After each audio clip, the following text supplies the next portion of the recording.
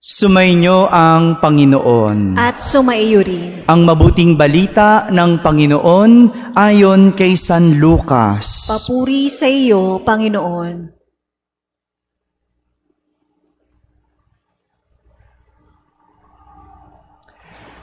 Noong panahong iyon, sinabi ni Jesus, "Kawawa kayo, ipinagtatayo ninyo ng magagarang libingan ang mga propetang pinagpapatay ng inyong mga magulang.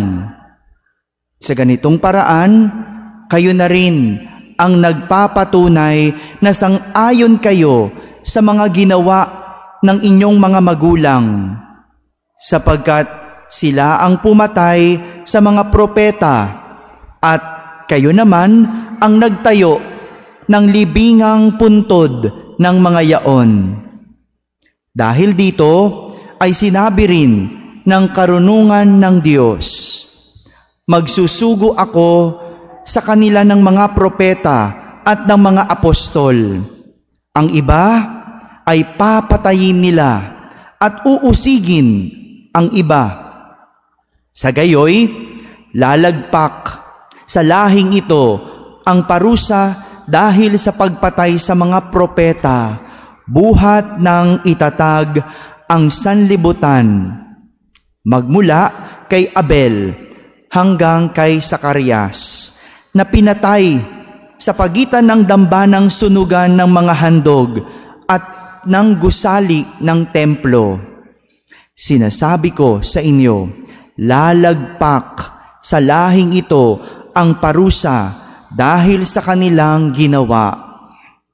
Kawawa kayo, mga dalubhasa sa kautusan, sapagkat inalis ninyo ang susi ng karunungan.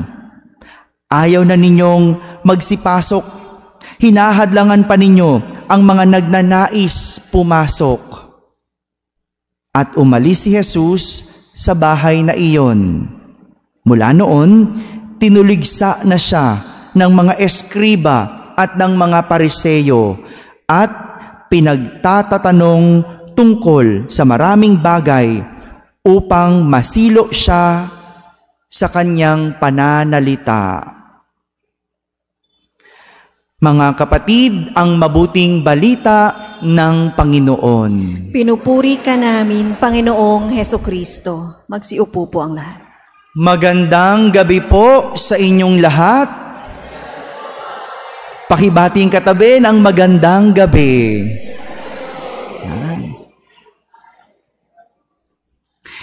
Isang pagtatama o corrections ang ating narinig sa ating mga pagbasa sa araw na ito. Sabihin nyo nga po, pagtatama. Corrections. Sa unang pagbasa, itinatama ni San Pablo ang mga Hudyong Romano sa kanilang paghahatol sa mga hentil na noon ay tinuturing nilang tagalabas o outsiders. Dahil para sa mga Romanong Hudyo, sila lang mga Hudyo ang maliligtas. Yan ang nasa isip nila. Kami lang ang maliligtas. Hudyo lang ang maliligtas. Kayong hindi Hudyo, kayong mga hentil, tagalabas.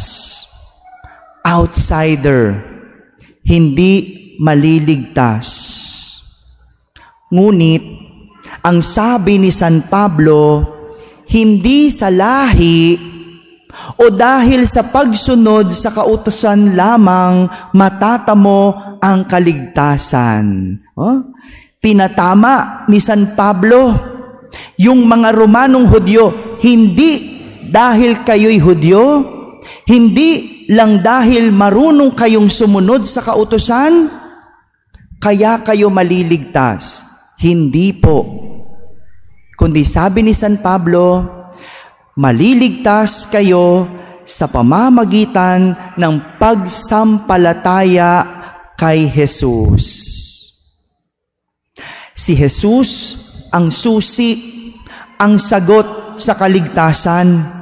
Dahil sa pagmamagandang loob ni Jesus, napapawalang sala ang tao bagamat siya ay makasalanan.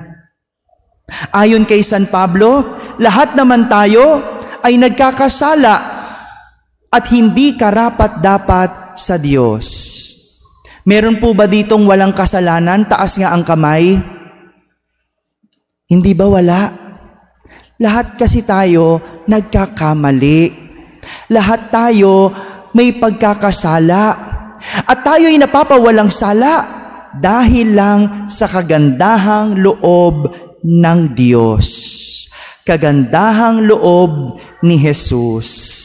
Kaya hindi ibig sabihin, Hudyo ka, ikaw lang ang maliligtas. Nakarinig na ba kayo ng ganon? Yung nagsasabing, kami lang ang maliligtas. Narinig nyo na ba yon? Walang ganon, ha? Pagka may narinig kayong nagsabing ganon, sabihin nyo sa kanila, walang ganon. Ha? Sabihin mo, sama mo naman kami. Dahil ang susi sa pagliligtas o sa kaligtasan, walang iba kundi si Jesus. Pag tinanong ka, sino nagsabi? Huwag mo kong sabihin, ha? Ay mo sabi ni, hindi si Father nagsabi. Sabihin mo, sabi ni San Pablo. Maliwanag? Tinama ni San Pablo ang pag-iisip ng mga Romanong Hudyo na sila lang ang maliligtas. Samantala, sa ating ebanghelyo, itinatama naman ni Jesus ang mga Pariseo at Eskriba sa kanilang mataas na pagtingin sa kanilang mga sarili kumpara sa ibang kapwa nila Hudyo. Tingnan mo na, dito, kapwa Hudyo na, nagpapagalingan pa, nagpapataasan pa. Yung kanina, yung sa first reading, sabi, kami lang Hudyo ang maliligtas. Ngayon, sa ebanghelyo, lahat na sila Hudyo. Pero kahit lahat na sila, nagpapataasan pa. Mataas ang tingin sa sarili ng mga Pariseo at Eskriba. Bakit? Kasi alam nila ang batas. Marurunong sila. Matatalino sila. Alam nila ang kautusan. Kaya nga, itinatama sila ni Jesus. Pinagsasabihan sila ni Jesus dahil sa kanilang pinapangaral. Magagaling nga, nangangaral nga, nagtuturo, pero hindi naman nakikita sa kanilang buhay. Puro sila salita, wala namang nakikitang gawa. Yan. Kaya itinatama sila ni Jesus. Oo, magaling kayo. Oo, alam mong lahat. Oo, nagtuturo kayo. Pero hindi naman nakikita sa inyong buhay. Ito po ang dahilan kaya tayo tinatama o kinokorek. Maaring madalas mataas ang pagtingin natin sa ating mga sarili. Gaya na lang ng mga Pariseo. At siguro, kaya tayo tinatama kasi pakiramdam ng iba, alam mo ng lahat. Gaya ng mga Pariseo. Alam na nilang lahat. Matalino na sila, pero may mali pa ring nagagawa. Kahit ang matalino o matalinong isang tao, nagkakamali. Mataas man ang titulo o may posisyon, nagkakasala. At wala rin sa estado ng buhay ang pagiging mataas. Kaya nga tayo dapat marunong makinig sa pagtatama. Kapag sinabihan kang mali iyan, huwag ka namang ganyan, pakinggan mo. Hindi mo dapat kinakalaban yung nagtatama sa'yo. Kasi sa pagtatama, dyan ka uunlad.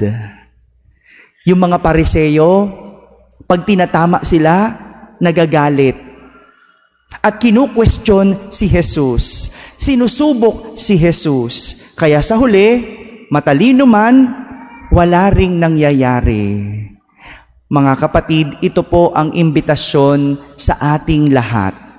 Makinig sa pagtatama.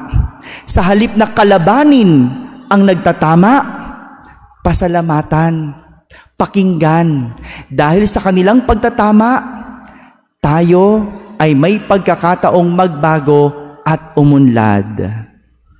Tandaan, dahil lang sa kabutihang loob ng Diyos, tayo napapawalang sala. Ibig sabihin, lahat tayo nagkakasala at nakakagawa ng masama.